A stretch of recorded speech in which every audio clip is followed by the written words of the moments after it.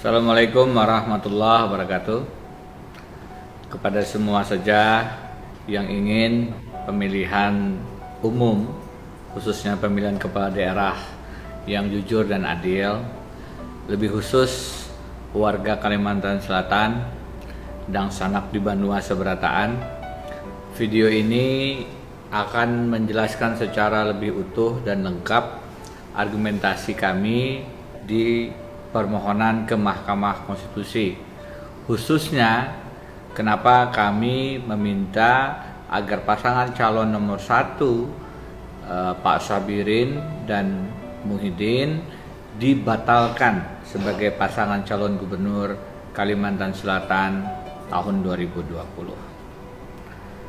Pasal yang kami gunakan adalah pasal 71 ayat 3 Undang-Undang Pemilihan Kepala Daerah, yang pada intinya mengatur bahwa gubernur petahana dilarang menyalahgunakan kewenangan, program, kegiatan yang menguntungkan dirinya dan merugikan pasangan calon gubernur yang lain dalam rentang waktu 6 bulan sebelum penetapan sebagai pasangan calon. Pasal ini dihadirkan karena banyaknya pengalaman di mana incumbent atau gubernur petahana yang menjabat dan mencalonkan lagi memanfaatkan posisinya, jabatannya sebagai gubernur, untuk kemudian melakukan kampanye-kampanye terselubung yang tentu saja menguntungkan dirinya dan merugikan pasangan calon gubernur yang lain. Dan karena sangat serius pelanggaran semacam ini yang menyalahgunakan anggaran negara, fasilitas negara, birokrasi negara, maka sanksinya adalah pembatalan sebagai pasangan calon. Sanksi ini diatur dengan sangat jelas di dalam pasal 71 ayat 5 Undang-Undang Pemilihan Kepala Daerah. Di samping aturan Undang-Undang Pilkada yang sangat jelas, sangat banyak pejabat-pejabat negara kita yang sudah memberikan peringatan agar penyalahgunaan kewenangan, program, dan kegiatan itu tidak dilakukan oleh gubernur petahana, khususnya terkait dengan masa pandemi.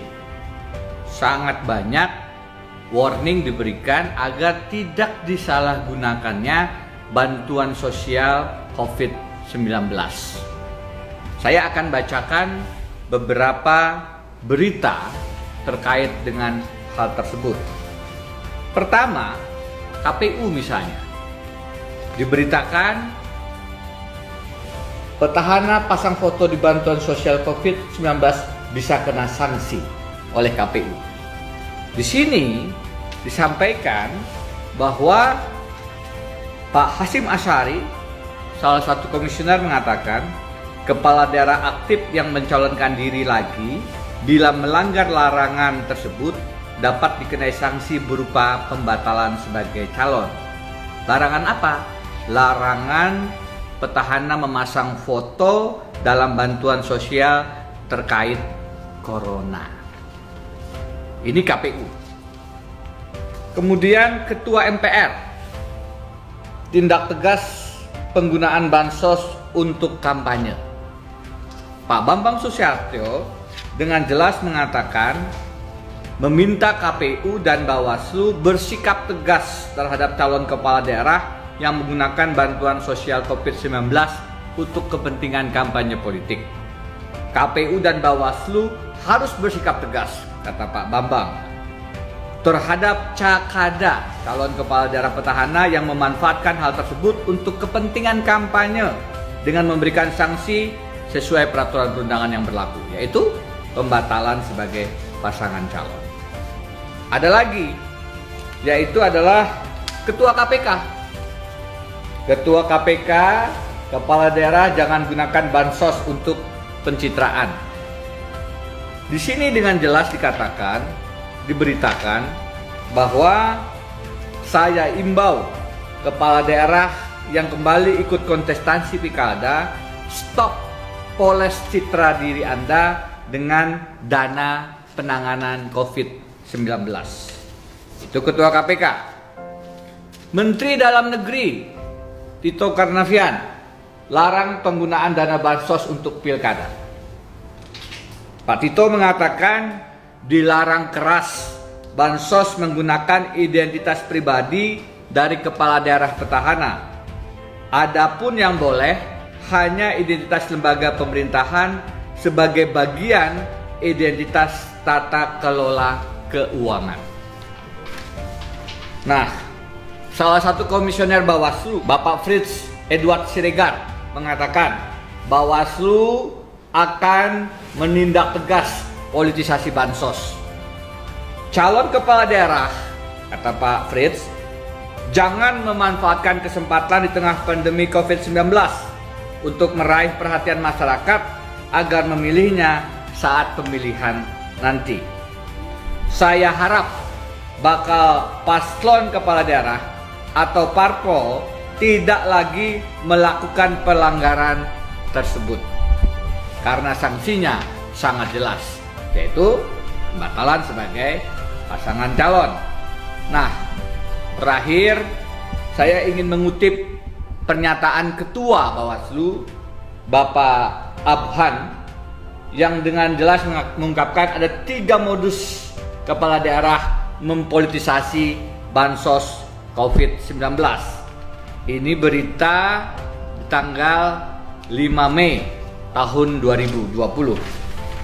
Modus pertama, bansos yang didistribusikan dikemas atau dilabeli gambar kepala daerah. Modus pertama. Modus kedua, bansos dikemas dengan menyertakan jargon dan simbol-simbol politik atau jargon kampanye yang telah digunakan pada pilkada periode sebelumnya atau yang akan digunakan pada pilkada tahun ini. Ketiga, bansos diberikan tidak mengatasnamakan pemerintah, melainkan atas nama kepala daerah pribadi.